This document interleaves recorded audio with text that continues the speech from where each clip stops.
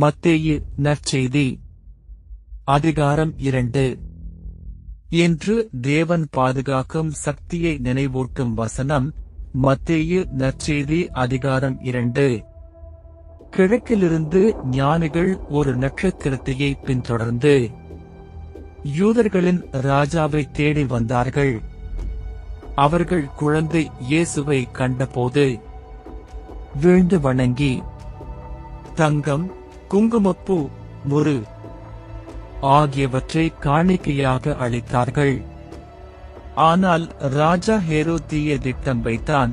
கனவில் தேவன் எச்சரித்ததால் யோசேப்பு மரியாளையும் குழந்தையையும் கொண்டு எகிப்துக்கு தப்பித்துச் சென்றார்.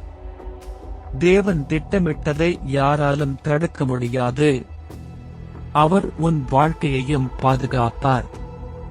இந்த வசனம் உங்களுக்கு ஆசீர்வாதமாக இருந்தால் லைக் பண்ணுங்க, ஷேர் பண்ணுங்க, சப்ஸ்கிரைப் பண்ண மறக்காதீங்க.